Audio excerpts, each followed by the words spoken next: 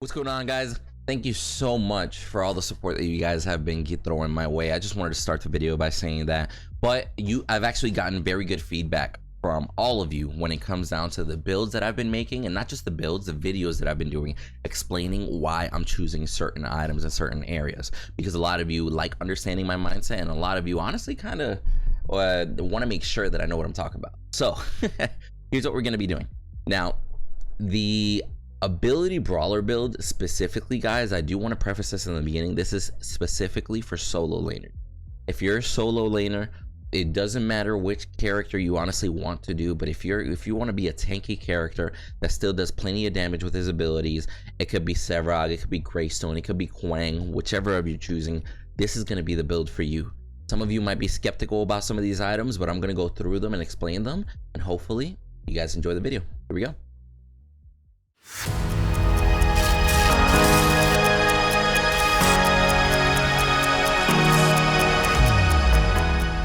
Alright guys, so like I do in every single one of these videos, if you guys have not joined my Discord yet, very simple. Once you click on the link, it's going to take you to a Read for Access channel. You just click on the little heart, you immediately get access to my channels. You're going to find the one that says Fault. It'll either be opened, or they'll all be collapsed, or they'll all be, jumbled up together, but just make sure you go to the one that says Fault, and right there you're going to see WinDU Fault builds. All of my builds will be listed on this page before they ever go live on YouTube. So if you want to be ahead of the game, if you want to see what's popping, make sure that you go into this page and check out the build. But let's get right down to my ability brawler build. As I said earlier, this is going to be for any solo laner that wants to be tanky but still wants to do plenty of damage through ability. For example, Greystone, you can use your Q for the damaging around your ability, stuff like that. If you want to use your leap whenever you're chasing somebody to make sure that that leap kills them, etc. Sevrog with all your abilities so you can gain more stacks and whatnot. Wang, if you want to use your abilities, that new little Kamehameha move that he's got. I just punched the mic. But I want to go ahead and get through this. Let's start with my pro tip as always. Select aspects that match the color of the items that you're building. Now, I'm always going to suggest when you look at your build, whatever the majority of your item colors are, that's what you're going to go for. So in this case, we got 4 green, 2 black, or 2 purple, excuse me. So in this case, we're going to go with Titan, and then we're going to go with Rook. I'll explain why. Titan, first effect. If you don't take damage for 10 seconds, you get a shield for 8% of your max HP. So the tankier you get, the more shield you get. Titan is huge when it comes down to being that front liner that's going to jump in first, mitigate damage, help out the team. Effect number 2, 0.5% of your max health you're going to receive as physical and energy power. The tankier you become, the more damage you do. Let that sink in. Rook, effect number 1, CC slows are 50% less effective. So whenever you're jumping in, whenever you're initiating, oftentimes, since you initiated first, you might have to be the first person that backs out after taking quite a bit of a beating. So at that point, if anybody slows you, if anybody stuns you, 50% less effective. They'll last half as long. They'll slow you half of the slow movement speed. Excuse me. And then the second effect, you're gonna gain 9 physical and energy armor for 4 seconds when hit by CC. Stacks indefinitely. Let that sink in. It stacks indefinitely. So you get hit by, let's say, Bellica stun, and then immediately they hit you with a Narbash thunk, and then immediately, let's say, I don't know, you get a Chimera ult on top of you. Every time you get hit by one of these abilities, your armor is stacking. You get where I'm coming from? You are going to be so fucking tanky, it's going to be unreal in the middle of those fights. So you do want to be the first person that jumps in. You do want to be the initiator. You want as much CC on you as possible when the team fight starts, because you are going to be the tankiest person in there, drawing all the focus and making room for the rest of your team to jump in, get those kills, solidify that damage. But let's go ahead and head right into the core build itself. First item, we're going to start with a purple item, Eldritch Flame. Eldritch Flame gives you 70 energy power plus 1 per rank. We're not going to worry about the rank because all our points are going to go into green this round. But you will get 10% cooldown reduction, which is nice. 275 health, which early game 275 health goes a long way. But here is the kicker. On energy damage from abilities, you're gonna deal 0.83333% of target's max health as energy over 0.5 seconds over 3 seconds. Let that sink in.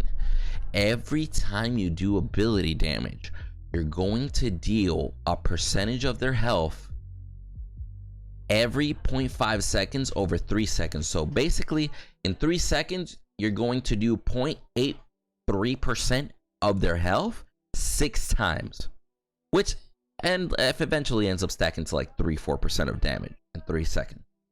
But here's what I need you to understand.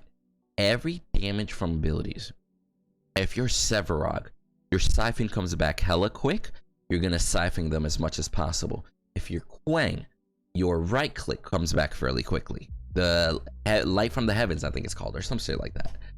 You're going to right click them as much as possible. If you're Greystone, every time your Q hits them, it procs damage from abilities and you deal a percentage of their max health.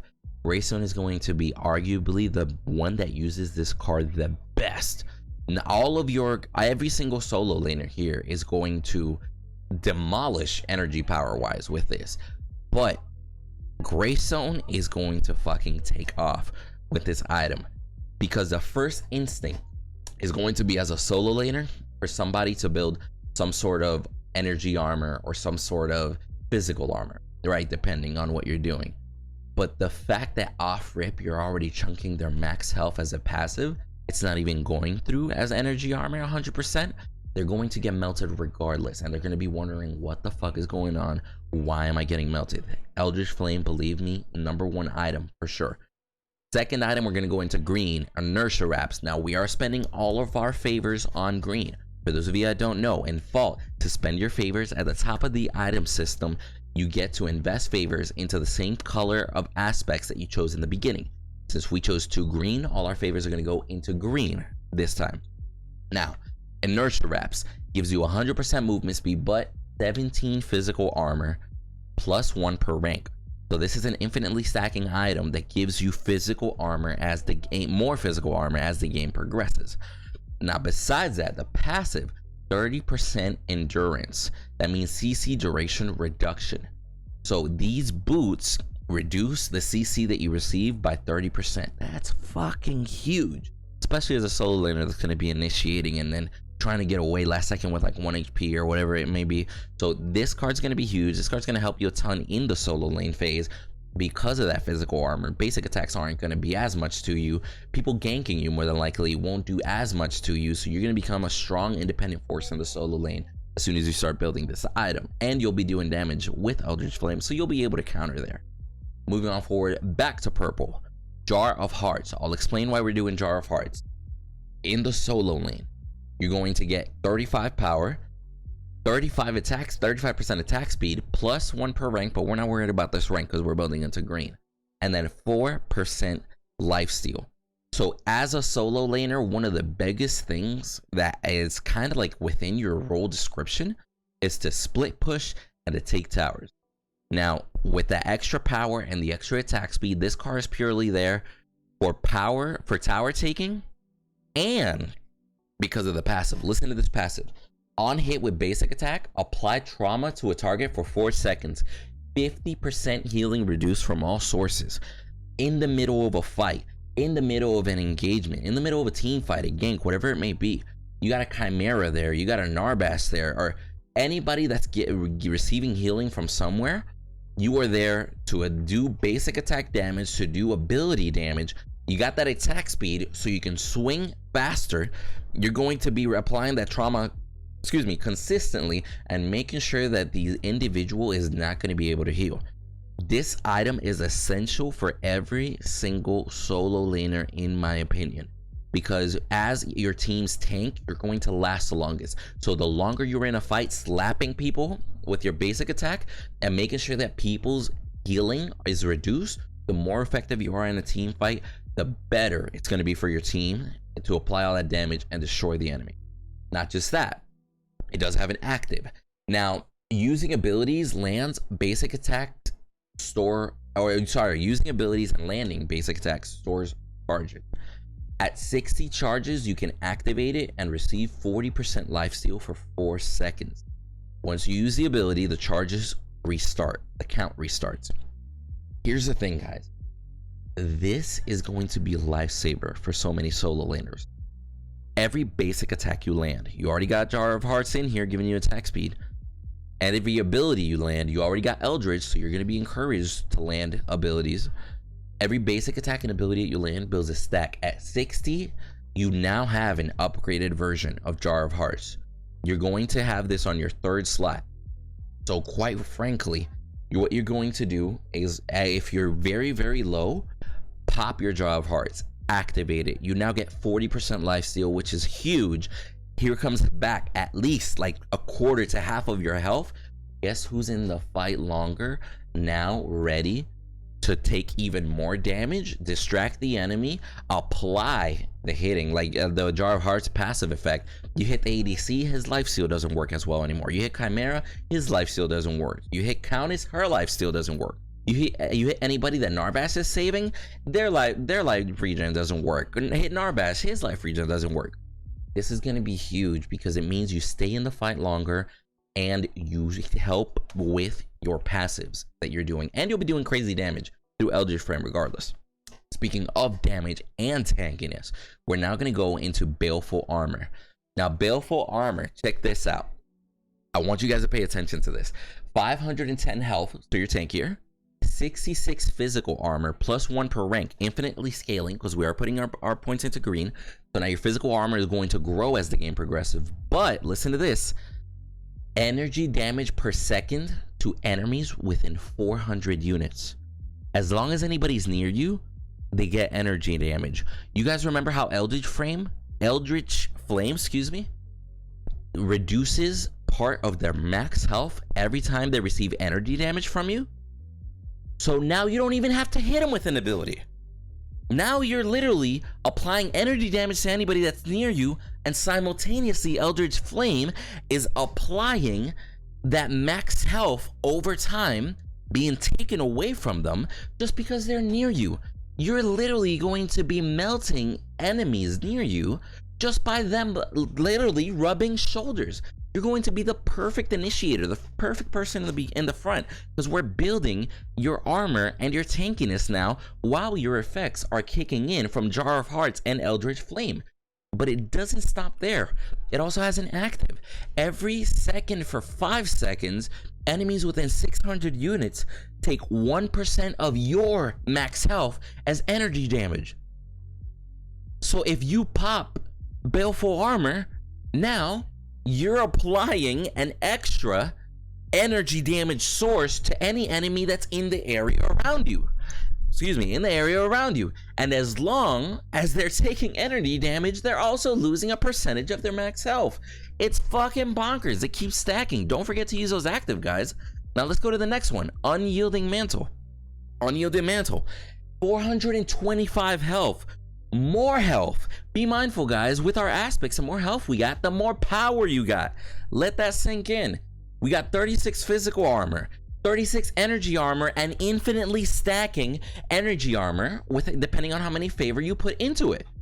So now we don't only have even more physical armor. That's going to stop ADCs in the track. This is our 3rd physical armor, but now we have an infinitely stacking energy armor. And on top of that, the active. It cleanses and becomes status immune for 2 seconds. If you get rooted, if you get CC'd in any shape or form, pop this active, get the fuck out of there. Everything that they just went to land on you because they expected that stun to work now doesn't work. Pop the active, get out. You get where I'm coming from? Not only is the active going to be huge, but the tankiness that we're applying helps to our damage, and the tankiness helps to you being a frontliner. So your damage output is not going to stop, but your tankiness is going to keep increasing as the game scales on. Now let's go into the last item. I don't know how to pronounce this one. I do want you guys' opinions on this. I think it's Aergias? Something like that. Aergia? I don't know. Cataphract. Now, this item, check this out. 20% cooldown reduction. That's going to be fucking huge because as solo laners, we know whether it's your Severagult, which comes back pretty fast anyway, whether it may be your Quang ult for damage, whether it's your Greystone ult, just so you can tank in further, or let's consider even possible future solo laner. Let's say Feng Mao's in there and you need that ult. This build is going to apply for future characters included into the game. So the 20% cooldown reduction is going to be huge. And not just that, 60 physical armor plus 1 per rank, even more. The reason why we're stacking so much as to the physical armor and only a little bit of energy armor, be mindful, it's still infinitely stacking, so you're still going to get consistently more energy armor as the game goes on. But right now, the main damage output for a tank is going to be the ADC. That ADC has such crazy pen that he can melt through tanks. So as long as you build this Cataphract item, believe me, with the rest of the build, that ADC is going to be tickling you. As long as that ADC is tickling you, you can focus that ADC, get him out of the fight, then go towards the mage, get him out of the fight. Once their damage dealers are out, then focus on their actual tanks then. But at that point, you've applied so much AoE damage, you've applied so much passive effect damage, you've already reduced everybody's healing. Believe me, you are there to make sure that the tide changes and win that match for your team. But listen to this aura. Enemy heroes within a 500 unit radius reduce their attack speed by 5%.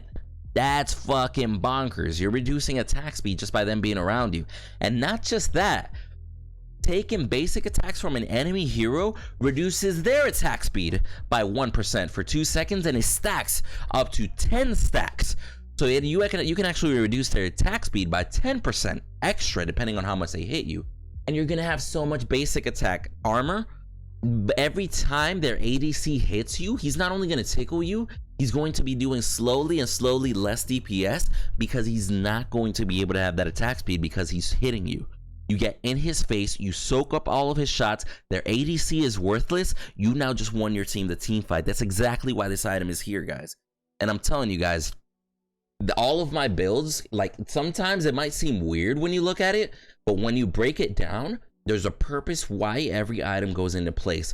With this build, I promise you guys are going to not only be doing stupid amount of damage as a tank, but you're also going to be the tankiest person on the field, and you're going to destroy anybody that tries to 1v1 you. I promise you that. I hope you guys enjoyed the video. Again, if you guys have not joined my Discord, please do so. That's where all these builds do go live before any get posted on YouTube. And I do appreciate all the love you guys have been showing. I can't wait to make the next video for you guys. Peace.